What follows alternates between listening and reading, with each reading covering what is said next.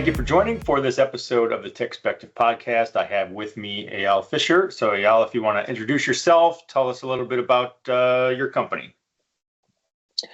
Yes, so thank you for having me. I'm Eyal Fisher. I'm the CPO for Sweet Security, a 2-year-old company, startup company doing cloud security detection response in runtime for cloud environments.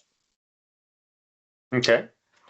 Well, I think, so right there, in that brief description you gave, I think you hit on one of the key, the key of what Sweet does, which is the runtime aspect of it. So, I in a former life, I did a lot more with cloud security and like container security and those types of things.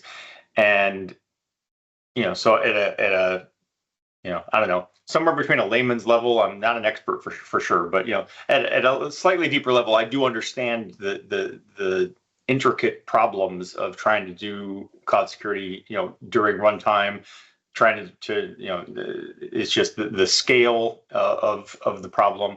So from your perspective, kind of like, why is detecting an attack in runtime in the cloud hard? Well, for first, cloud environments have bigger attack surfaces compared to any other environment. Actually, there is the configuration, there is the environment itself, there is the application.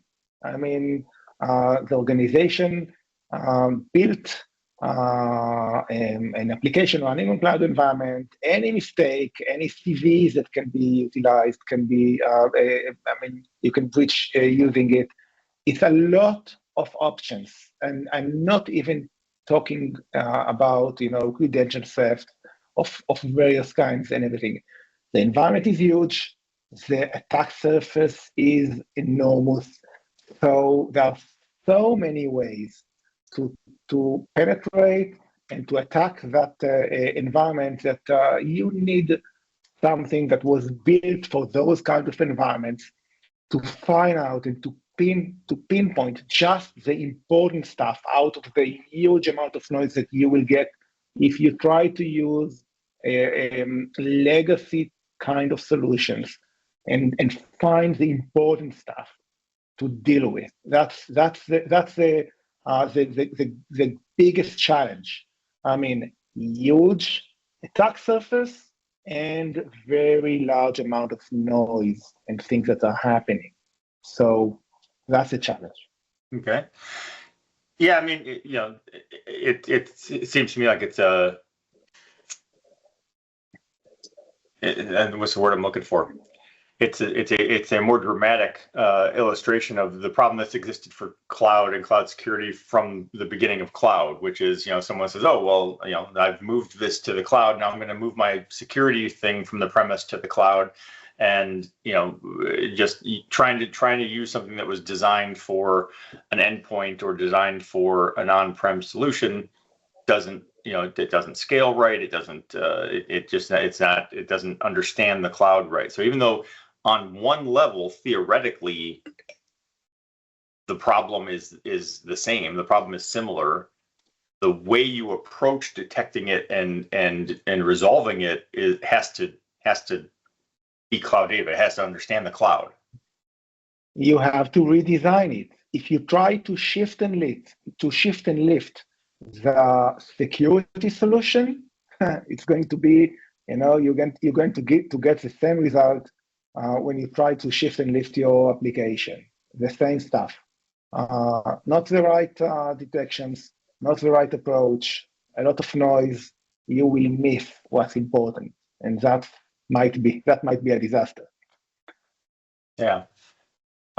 So let's talk about I know, like, one of kind of the newer concepts or technologies, and it's an important one is eBPF.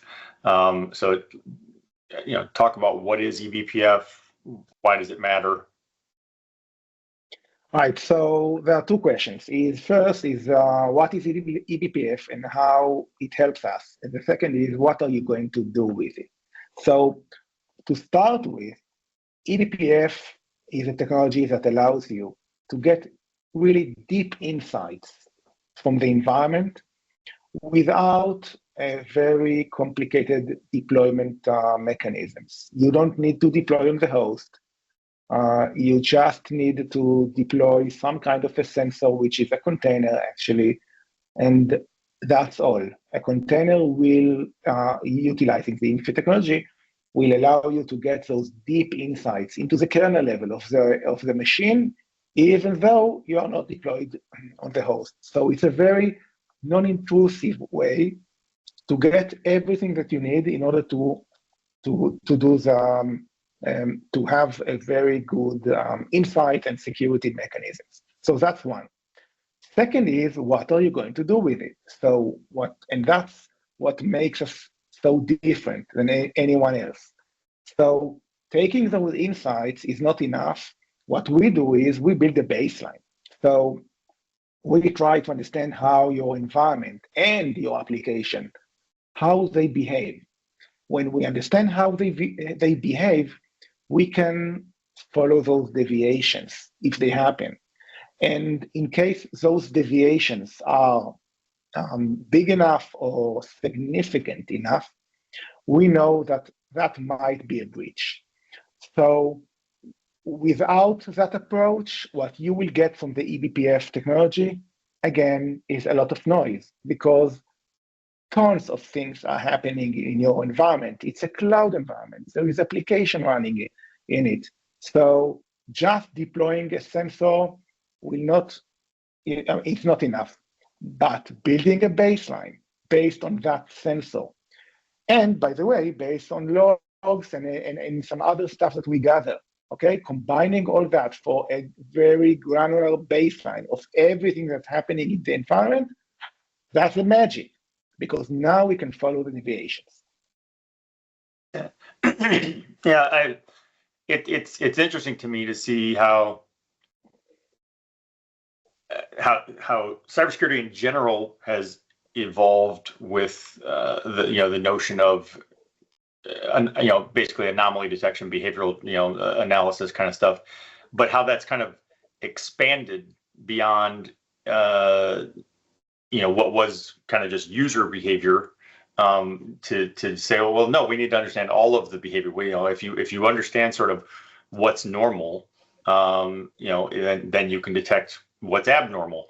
And I think, as we kind of started off with, that problem, like everything else, becomes kind of amplified or complicated at a cloud level because of the scale of the cloud, also because it's so ephemeral. Like things are there and then they're not. It's Exactly. there's so much happening so quickly that the detection is more difficult. And also, I would expect, and you can correct me if I'm wrong, that even establishing a baseline and being able to recognize anomalous activity is more complicated as well because there's always so much going on.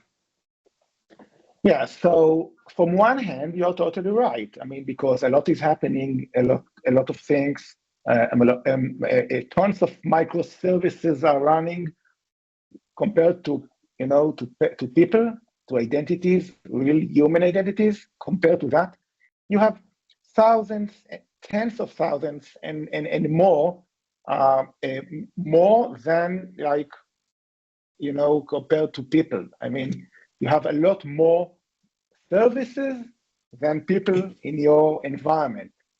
On the other hand, most of the stuff is repetitive. Most of it, not all of it, most of it. So application will do in general, the same stuff that it did like yesterday and the week before.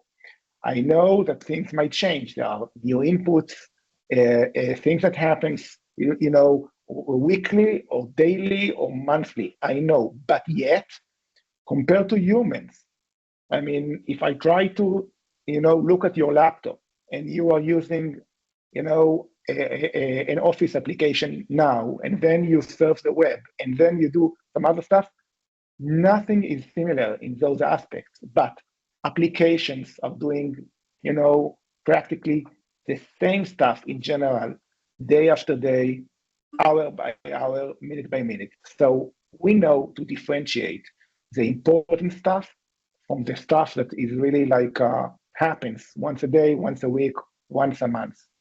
So we will never alert you on something that is like happened because it's a backup a process that just emerged. Yet, I mean, if that backup process comes with, I know, new access to data, a secret that was used somewhere else in your environment and now is being used in another area of your environment. Okay, we see all those together, and that's a big or important deviation from that baseline. So that's how we differentiate, the small stuff that's happening from the big and important ones. Okay. Well, so you just touched on, one of the other things that I wanted to discuss and that I'm kind of curious about is the notion of human versus non-human identity, and I've had actually recent podcasts talking about non-human identity and really kind of hitting on the idea that or the fact that even though most of what I think your average person perceives as identity security seems to revolve around users. It's two-factor authentication, multi-factor authentication. It's password security. It's trying to make sure that humans have adequate security in place. And then, but if you're looking at identity security as a whole, the humans are a fraction of the identities in the environment. And so you could totally master and have absolutely perfect human identity security, and it would only address 1% of your problem because most of your identities are machine to machine, application to machine, etc., service to service. So let's kind of dig into a little bit of what makes that non-human identity risk unique, particularly in runtime in the cloud. Yeah, so the thing is that there are many solutions out there that can actually give you the inventory of all your non-human identities as well. Okay, secrets, tokens, and everything. That's not an issue. The problem is that usually without the runtime piece, you will never know when they were used, why they were used, and what were they used against. I mean,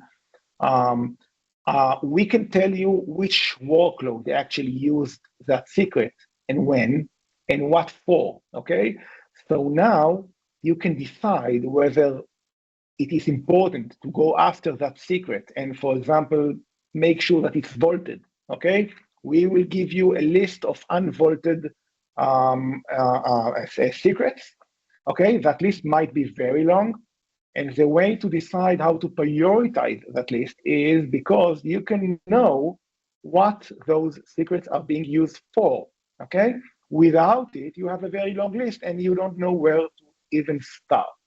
So the importance of runtime comes again and again in our solution when we can tell you what really matters versus, just risks that are there. They might not be significant, but they are there. Let me give you another example. Vulnerabilities management. Okay, everybody scans for vulnerabilities. Everybody will give you a very long list of CVs that should be handled, but we can tell you which packages really matters, which of those CV really needs to be handled, because we can tell you that those packages or libraries are really loaded into memory. They are really executed, meaning that they are really in use. So again, instead of just giving you a very long list, we can tell you which of those really matter. So prioritization becomes a lot easier. So especially when numbers are huge, and that's what happens when you deal with non-human identities. Numbers are enormous, okay? Exactly as you said, there are many machines to machines interactions, APIs and everything. So you have tons of those. So how can you know what to tackle first? Okay, so that's when the runtime piece comes in. We can see really what's happening in your environment and not what can happen in the environment. So prioritization becomes a lot easier. Okay. So when you talk about being able to see, not just that they exist, but where was it used, how was it used, when was it used, those types of things. And so I understand that the primary focus is to be able to detect attacks in runtime in the cloud. Mm-hmm. But understanding that there's no such thing as perfect security, and sometimes things happen. It sounds to me like there's probably also a forensic investigation aspect to what you like. If something does get through, I at least have this information, and I can Right. go back and say, okay, wait, what happened and when and why. So the thing is reducing the MTTR, the mean time to response. Okay, so or to respond. It's not just about detecting; it's about bringing the full, comprehensive situation for the user to understand quickly what happened. Because if you understand really fast what happened, you can remediate fast. Okay. Now, if you get an alert from unaware, I mean, native capability of your cloud provider, let's say, okay, and now you need to understand whether that was a false alert or an important alert, but you don't know why you got it. So now you need to go after logs. So you need to go after those logs to bring them in, to try to investigate, and then you find out if you are if you are in the SOC or or a DevSecOps or whatever. You find out that you are missing part of the picture because you need to go to the dev team in order to understand why things happened. Okay, now just imagine that you get like in seconds everything under your hands. Okay, a full picture of everything that happened from start to end. We call it a session. A session usually is for networking, but we call it a full session of what happened, including whether it's like in the application level, the infra level, the cloud level, whatever. We bring everything together in one place, so you can go after it in minutes and find out whether that alert was important or not, and why it happened. So we have customers that are used to like run after their tail daily, trying to understand, trying to investigate things. And usually, by the way, they just give up because it's very, very hard to find all those details and to understand what happened. And now they told us that they have like real results in minutes. They know what happened. They know that that it's fine. That alert happened because, let's say, a DevOps did, in production things that shouldn't be done, but they know it in minutes. Okay, that's fine. We know who to go to, and we know what happened. That wasn't a breach. That is so important because it could have like taken all their time for like days. Right. It at the very least enables you to scratch a bunch of things off the list so you can focus on the ones that might be breaches. Exactly. So that's why it is so important. We have so many ways to present the data to show you. We have it in a timeline. We have it in an attack graph way. We have it in a graph that shows you it by technologies and attack and and then some other like ways that will help you understand the full picture fast. That's the idea.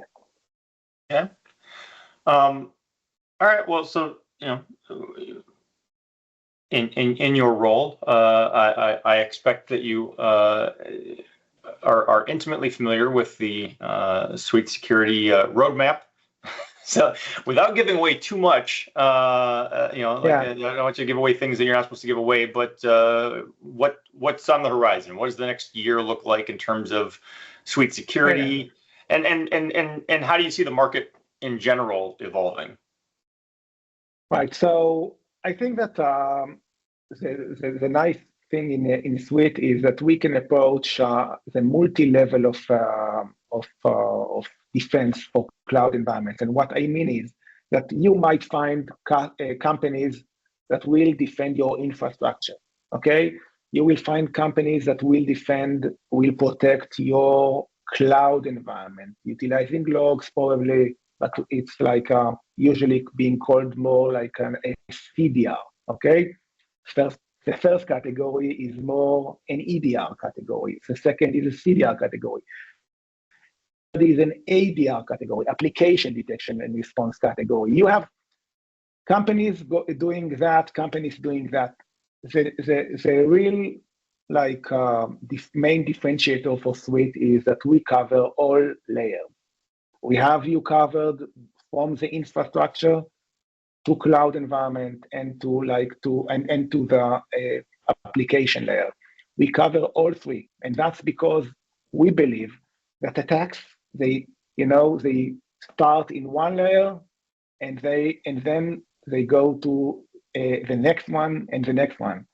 An attack can start from your application, going to your workload, okay, and then to your maybe to your cloud environment, exfiltering everything out, and nobody will know it.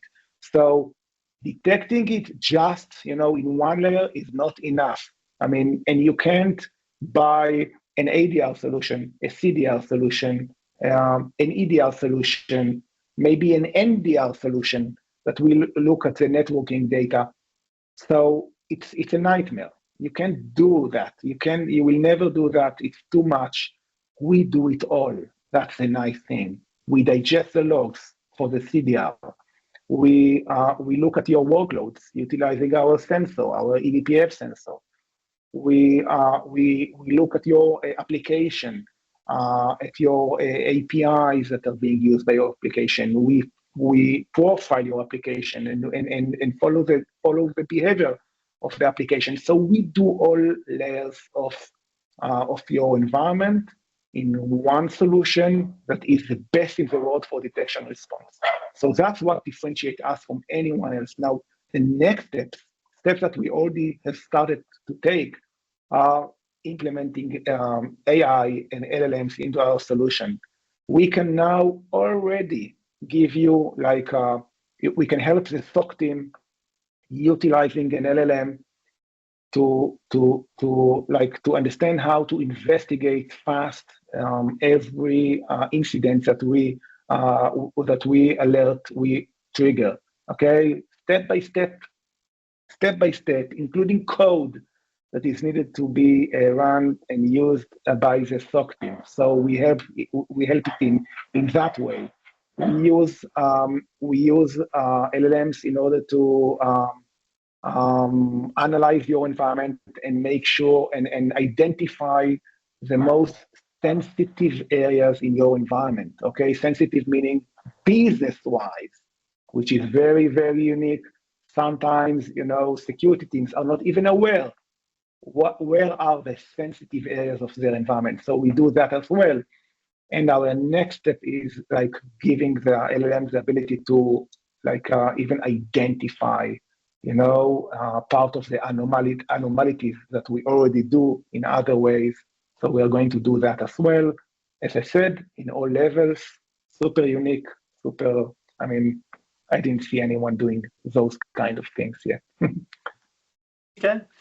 Well, and I think like everything else, I don't know, it's a loaded question, I think, in cybersecurity. Like every conversation I've had in the last couple of years has revolved around, generative AI and how are we using generative AI? How is generative AI, increasing the threat? How is it helping us on the defense side? All of that. And I think there's value to that conversation. I mean, it is different, and it does have benefit, both pros and cons in terms of the attack surface. But the part that I think is maybe a little silly is just that all of security has already been built on AI and ML for the last decade plus. So it's not it's just interesting to me that we've been treating it for the last couple of years like it's this revelation, like this brand new thing that is transforming the world. But I think in the cybersecurity sphere, it's just kind of like an incremental shift in how we're using it. Right. I totally agree. It's not AI is not new, okay? But the question is, how powerful it is. And it is getting more powerful than ever. So it can be utilized like in more aspects and in more ways. So we see a lot of benefit out of it, things that couldn't be done, before. Usually we need to train tons of data in order to get good results. And now suddenly, out of the box, you get amazing results, from LLMs, even though you train them like, on a very little amount of data. So that's quite new. Okay. All right. Well, I think it was a good conversation. I don't have any other questions. Do you have anything else you want to add? Anything I didn't ask you? No, I think that cloud is a huge challenge for a lot of the security teams. I see most security teams are based on people that are experts in on-prem environments. That's where they were raised. That's what they know. That's their education. Going to cloud is a huge challenge for organizations, and at the end, I even saw many organizations that they have a SOC. They are paying the money to have a SOC, and at the end, when you go to that SOC, you see that it's still, protecting the endpoints, even though, the most precious assets of the organizations are in the cloud. And the reason is that they don't have the skills, they don't have the tools. So we're trying to change it, to bring a solution that will be easy to use, will not generate a lot of noise, and will help those teams, to get over the obstacle of understanding cloud and dealing with those findings in a way that can be achievable easily, and at the end, help those organizations to move to cloud at the security level as well, not just for the application. All right. Well, thank you for taking the time. Thank you, Tony. I appreciate you investing your time to listen to the podcast, but I also invite you to engage on social media. Please go like our Facebook page and follow @TechSpective on Twitter and Instagram. You can feel free to let me know what you like, let me know what you don't like, let me know if you love it, let me know if it sucks, and let me know what products you'd like to see reviewed or what questions you'd like to see answered in future posts.